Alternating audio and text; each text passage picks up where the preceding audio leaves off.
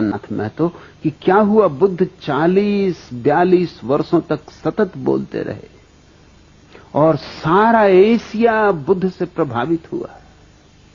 सारा एशिया आंदोलित हो उठा, सिर्फ भारत को छोड़कर। तो या तो कसूर बुद्ध का हो या कसूर भारत का हो। बुद्ध का तो कसूर हो नहीं सकता। हां, अगर कसूर इसको ही कहो तो बात और कि उन्होंने सत्य को जैसा था वैसा ही कह दिया, सीधा सीधा कह दिया, नग्न कह दिया। भारत के पांडित्य के वस्त्रों से न पहनाए, और मैं कहता हूं अच्छा किया कि न पहनाए। भारत ने माना या न माना, लेकिन बुद्ध ने अपनी ओर से चेष्टा में कोई कमी नहीं की। भारत को जगाने का जैसा अथक प्रयास बुद्ध ने किया, न उसके पहले किसी ने किया था, न उनके बाद किसी ने किया। और मैं तुमसे कहता हूं, सत्य के रास्ते पर असफल हो जाना असत्य के रास्ते पर सफल हो जाने से लाख दर्जा बेहतर। बुद्ध की असफलता में भी राम और कृष्ण की सफलता से कहीं ज्यादा मूल्य। बुद्ध एक ही तो बगावती पुरुष। भारत के जीवन में अगर कहीं कोई नमक है तो वो बुद्ध के कारण, थोड़ा कुछ स्वाद है तो बुद्ध के कारण, नहीं तो भारत बिल्कुल बेस्वाद होता। क्यों बुद्ध को नहीं सुना जा सका? कई कारण हैं। पहला कारण तो भारत के पंडित हैं, पुरोहित हैं। उनका जाल पुराना है, कोई 10,000 साल पुराना है। और बुद्ध जैसा व्यक्ति जब भी कहीं पैदा होगा तो पंडित और पुरोहित उसके विपरीत खड़े हो जाएंगे, क्योंकि उसकी चोट उनके पूरे धंधे को ही तोड़ने लगती। उसकी चोट में उनकी मूर्तियां गिरने लगती, उनके मंदिर भूमिसात होने लगते, उसकी चोट में उनके शास्त्र उखड़ने लगते, उसकी चोट में लोग जागने लगते और देखने लगते कि पंडित तो केवल दुकानदार है, व्यवसायी, शोषक। उसकी मौजूदगी में साफ दिखाई पड़ने लगता है कि पंडित तो केवल बासी बातें दोहरा रहा है, तोते की तरह दोहरा रहा है। क्योंकि बुद्ध की मौजूदगी में तुलना हो सकती। पंडित बुद्ध जैसे व्यक्ति को क्षमा नहीं कर सकते, असंभव है। उनके न्यस्त स्वार्थ इसके विपरीत है। और दुनिया में पंडितों और पुरोहितों का इतना बड़ा जाल और इतना लंबा जाल और कहीं नहीं। ये भारत का दुर्भाग्य है कि यहां सारा जाल इतना प्राचीन हो चुका है कि उसे तोड़ना मुश्किल होता है।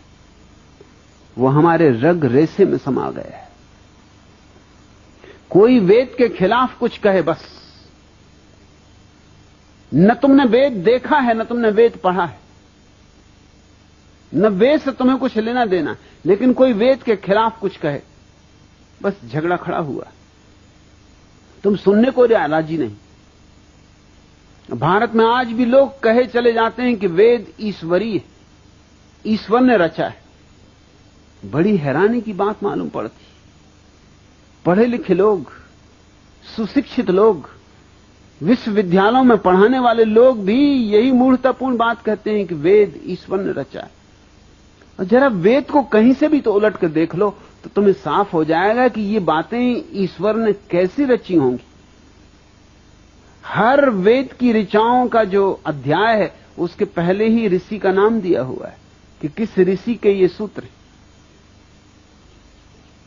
और उन सूत्रों से जाहिर होता है कि वो मनुष्यों के रचे हुए।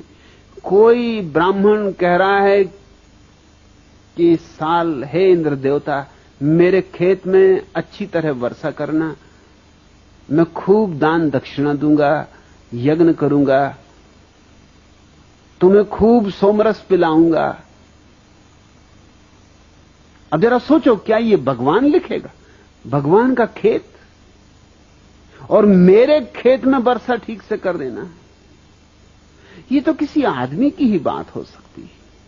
ये तो इतनी साफ है कि किसी बच्चे को भी समझाने की जरूरत नहीं। और मामला यहीं खत्म नहीं होता। मेरे खेत में ज्यादा वर्षा करना और पड़ोसी के खेत में वर्षा हो ही ना, तो चढ़ोतरी खूब चढ़ाऊंगा। ये तो और भी बात बिगड़ गई। ये तो मानवीय भी ना रही, अमानवीय हो गई। और मेरी गऊओं के थन में दूध बढ़ जाए और पड़ोसी की गऊओं के थन का दूध बिल्कुल सूख ही जाए, ये ईश्वर कहेगा? ईश्वर का कौन पड़ोसी? सब गऊएं उसकी, सबे भूमि गोपाल की, सारी भूमि उसकी। कौन सी मेरी और कौन सी तेरी? वहां भी मेरा तेरा चल रहा है। तो बुद्ध ने यही कहा कि वेद कोई ईश्वरी शास्त्र नहीं है, कोई शास्त्र ईश्वरी नहीं, सब शास्त्र आदमियों ने रचे। और आदमियों में कई तरह के आदमी, कुछ तो आरिफों ने रचे हैं, जिन्होंने जाना शायद वहां कुछ सत्य की दूर की ध्वनि सुनाई भी पड़ जाए, मगर ये गऊओं के थनों में दूध बढ़ जाए इसकी प्रार्थना करने वाले लोग आरिफ नहीं हो सकते। ये मेरे खेत में ज्यादा वर्षा हो जाए और पड़ोसी के खेत में ज्यादा वर्षा ना हो, ये आरिफ नहीं हो सकते। बुल्ले शाह ऐसी प्रार्थना नहीं कर सकता, कबीर ऐसी प्रार्थना नहीं कर सकते, बुद्ध ऐसी प्रार्थना नहीं कर सकते। बुद्ध ने तो अपने शिष्यों को कहा कि तुम जब ध्यान करो और ध्यान में जब तुम आनंदित हो उठो, तो ध्यान की पूर्णाहुति हमेशा इस बात से करना कि मेरे ध्यान से जो भी आनंद मुझे मिला है समस्त प्राणियों में बढ़ जाए, समस्त प्राणियों में बेशर्त बढ़ जाए, मेरा ही न रह जाए। क्योंकि जो मेरा रहेगा तो मर जाएगा और जो सब में बढ़ गया तो बच जाएगा। बांटने से बढ़ता है, रोकने से घटता है। एक आदमी ने बुद्ध से जाके कहा था कि आप कहते हैं तो करूंगा,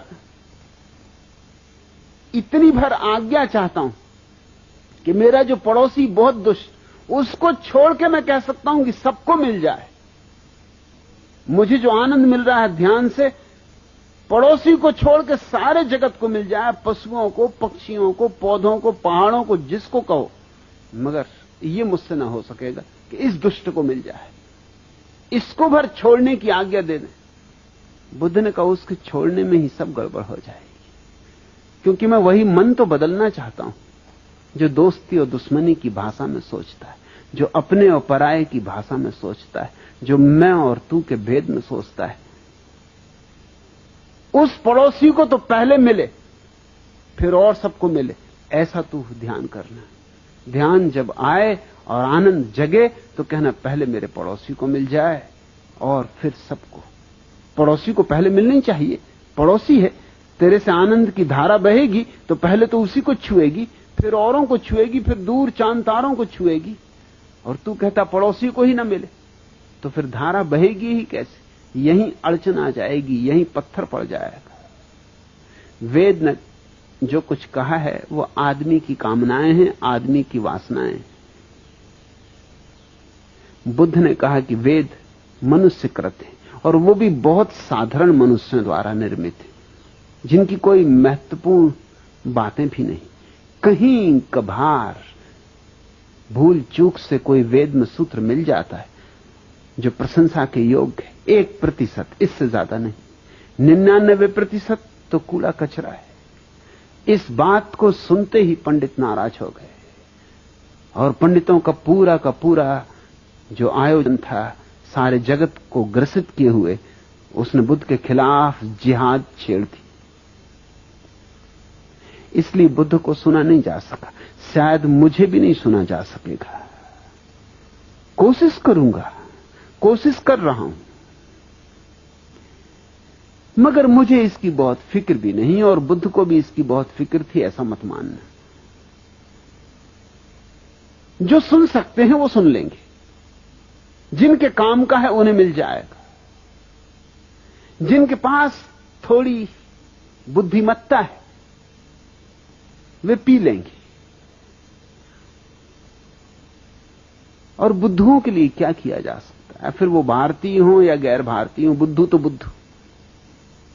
और इस देश में बुद्धुओं की लंबी परंपरा है, लंबी श्रृंखला है। भारत जैसे मरना ही भूल गया है, और चूंकि मरना भूल गया इसलिए लाशें रह गई। मरना भूल गया इसलिए पुनरुज्जीवित होना भी भूल गया। बूढ़ों को मरना चाहिए ताकि बच्चे जी सकें। इस देश में बूढ़े जिंदा हैं, इसलिए बच्चे तो पैदा ही नहीं हो पाते, या होते हैं तो बूढ़े ही पैदा होते। फिर भारत कहने को आस्तिक है, लेकिन वस्तुतः आस्तिक नहीं, नास्तिक है। क्योंकि तुम्हारा सारा धर्म नकार पर खड़ा है। यह छोड़ो, यह छोड़ो, यह छोड़ो, यह नकार है। संसार असत्य है, माया है, छोड़ो। घर गृहस्थी माया है, छोड़ो, भागो। ये जो भगोड़ापन है ये नकार है, और जहां नकार है वहां नास्तिकता है। तो हमारी आस्तिकता ऊपर से ओढ़ी हुई राम नाम चदरिया है, भीतर कुछ और चल रहा है, बाहर हम कुछ और ओढ़े बैठे हुए। बुद्ध ने हमारी चदरिया छीन ली और कहा कि पहले अपनी असलियत देखो, क्योंकि असलियत में ही क्रांति हो सकती है। पहले अपने जीवन का सत्य समझो, तो ही तुम्हारे जीवन में क्रांति हो सकती है। और अगर उस सत्य को नहीं देखा तो तुम थोथे आस्तिक बने रहोगे, मगर गहरे में तो तुम नास्तिक ही रहोगे। असली आस्तिक होने के पहले व्यक्ति को नास्तिकता की अग्नि से गुजरना पड़ता है। जिसने नहीं कहना ही नहीं सीखा, वो हां क्या खाक कहेगा। उसकी हां में बल नहीं होगा, उसकी हां नपुंसक होगी। बुद्ध ने नास्तिकता से गुजरने का पाठ दिया, बजाय इसके कि भारत उनके पाठ को सीखता, भारत ने उन्हीं को नास्तिक करार दे दिया। मैं भी तुमसे यही कहता हूं कि पहले नास्तिकता की तलवार से काट डालो सारे अंधविश्वास, सब पाखंड, गिरा दो सब जंजीरें, तोड़ दो सब अंधकार। और जब नास्तिकता से तुम सब सफाई कर चुको तो फिर तुम बीज बो देना फूलों के।